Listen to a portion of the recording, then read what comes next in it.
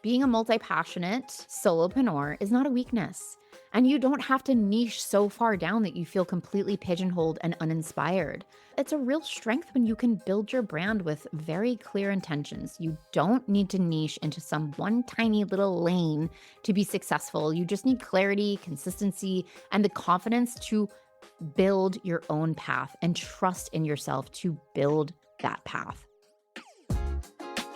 Welcome to the Creative Bodega, a podcast about content marketing, Instagram growth, and personal branding for female service-based solopreneurs who want to grow their business without letting it take over their lives. I'm your host, Em Connors, and each week I'll share actionable tips, expert advice, and unfiltered truths to help you create engaging content, connect authentically with your audience, and turn followers into loyal customers, all without the burnout. If you're ready to simplify your content creation, navigate the ever-changing trends, and build a business that works for you while staying sane in this crazy season of life, then you're in the right place. Oh my gosh, y'all. I am on a podcast tear. I am over here trying to record 3 to 4 podcasts today. I recorded my first one. It disappeared. Which is not the first time that's happened. It's horrifying. And then I re-recorded it because I had to. And now I'm on number 2. So technically I'm on like my third pod. Here we go. My words are going to start to get jumbled. I'm on my third podcast of the day, and I want to welcome you back to the Creative Bodega. Today, we are busting one of the biggest myths, I think, in online business and the online business space. And it's one I know you've heard. You have to pick one niche if you're going to grow. You have to pick one niche if you're going to grow. Does that sound familiar to anybody? Raise your hand for me. Not that I can see you, but it's advice that has been repeated so many times. It feels like an absolute rule. Like you're a failure if you can't figure out what that niche is. And by the way, side tangent, it's niche. It's not niche. I just joined an online course. And the woman in it keeps saying niche, and I'm dying. And I literally can't watch it. It's niche. It's a French word. I've had my French friends absolutely confirm it's niche. So yes. Okay. Anyways, what if I told you didn't have to follow that rule and you could still build a successful business and a cohesive brand? Wouldn't that be like kind of freeing? In this episode, I want to share how I grew without choosing one niche and how I think you can. So again, the myth, if you're not laser focused on one niche, your brand is going to confuse people. And the whole idea behind this is if you talk about too many things, your audience they're not going to know what you do. Or if your brand isn't ultra specific and drilled down, you're not going to attract the right people. And worst of all, if you're multi-passionate, which hello, so many of us entrepreneurs are, you're not going to be taken seriously. So that's the myth, right? And why does this myth exist?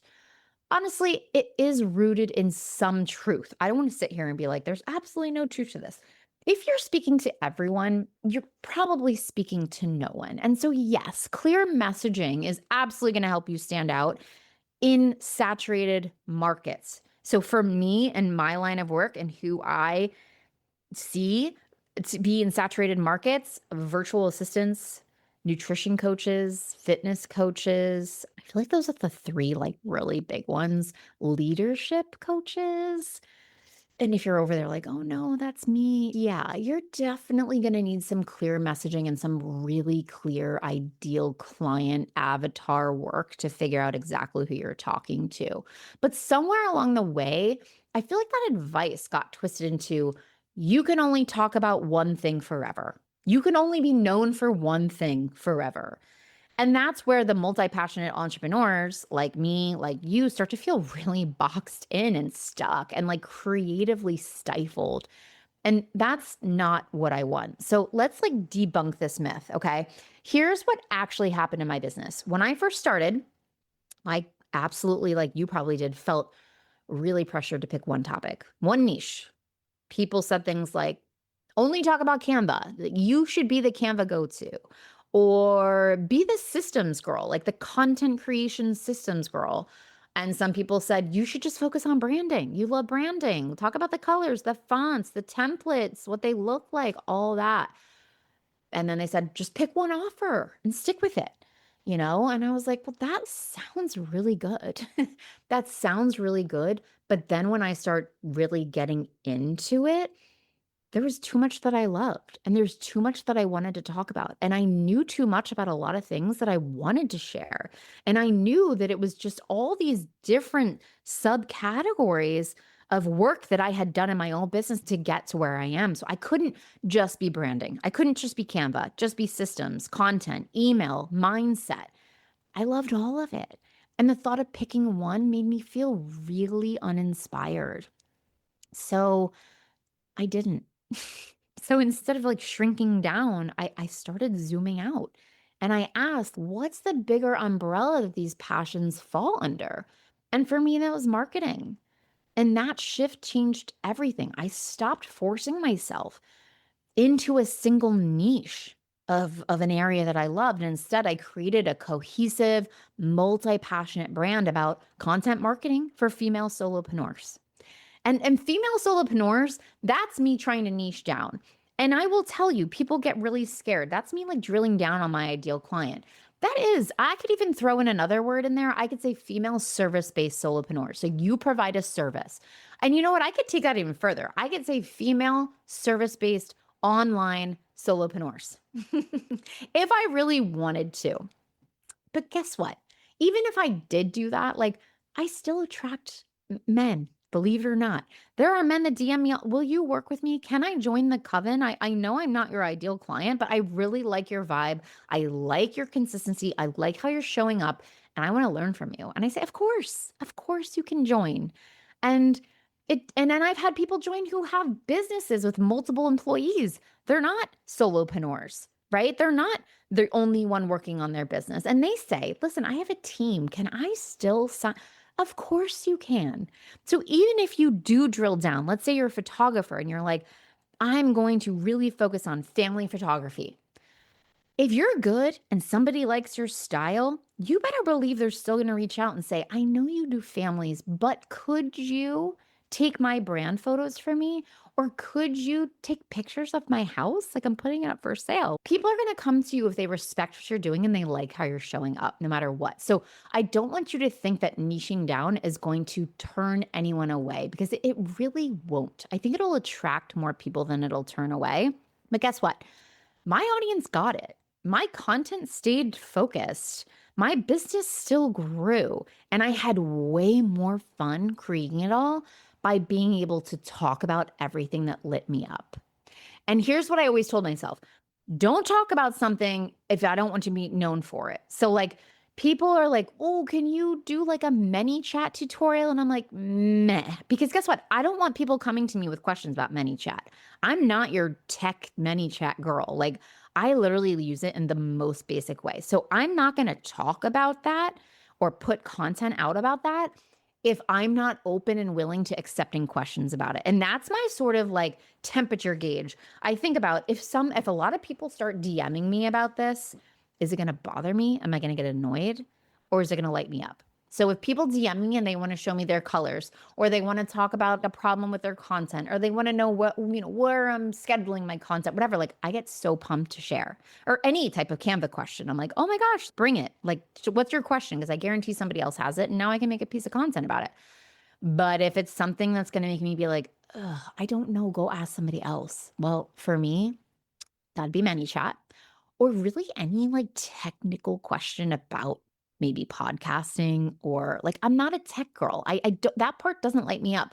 Figuring out what to talk about on your podcast, showing up in a way that feels comfortable, getting consistent with recording your podcast. I'm there for it. I am so there for that. But the whole like, where do I set up? Where do I stream it? But I don't know. I literally don't know. That's not the part I love.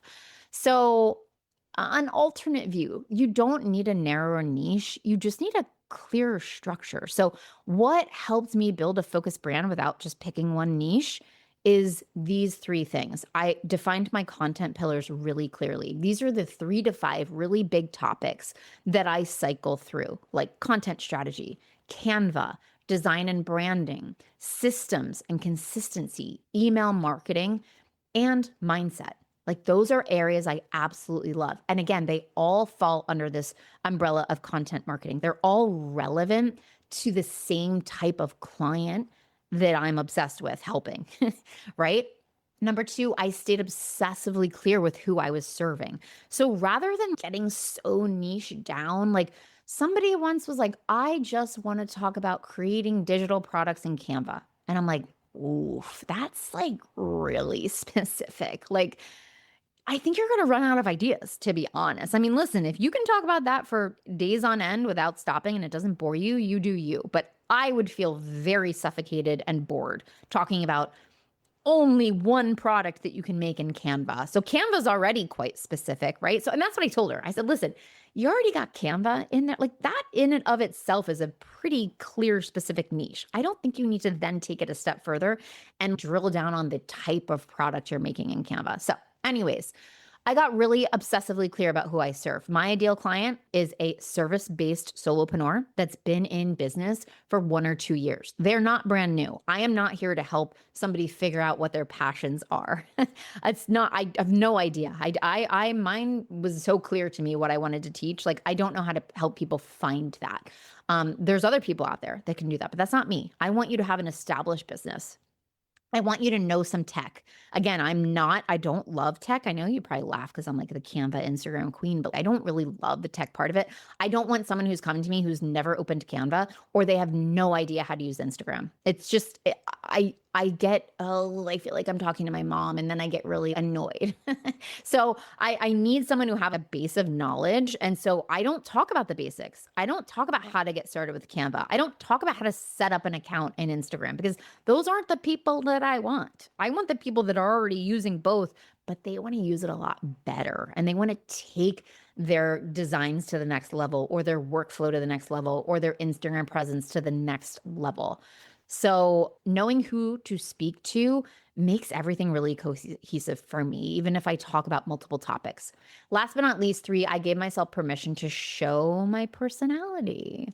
So your niche isn't just about what you do, it's about how you do it. And you've probably heard the term, like, you are the niche, like you, the person, right? And I agree with that to some extent, but the people connect with you. It's not just your tips, it's how you teach it. It's what you're teaching. It's the style that you're teaching it. It's the consistency in which it's the platforms that you're showing up on. Like, I really gave myself permission to show my personality unabashedly, and that attracts my ideal person without a doubt. These kind, driven, thoughtful, creative women come to me. I almost said flock to me. That's so aggressive. But, I have 200 plus women in my membership, and they're all incredible people, and they're just a joy to work with.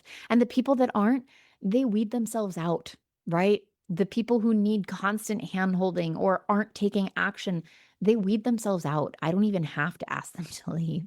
Proof that it works. I'm like, since embracing a broader brand or, a broader niche, I've seen more aligned clients show up. And every program that goes by that's live or every member that joins the coven, I swear to God, they're getting more and more aligned. It's incredible. My content feels easier and more fun to create when I'm able to talk about things that I love. Again, the temperature gauge. Would I mind if multiple people DM'd me about a topic? If the answer is yes, it would bother me. Don't talk about it, Em. And when people reach out to me and they say, can you talk about this? I have to be honest and I'll say, no, because I don't want to be known as the ManyChat expert. Like, I'm not your girl. I'm not going to be able to help you. Or even if I can, it's not going to light me up. So I'm not going to do it to myself. And people always respect that. They're like, all right, that's fair. That's fair, right? I post more consistently because I love what I'm talking about. And I've experienced really steady growth, both with my email list and on Instagram.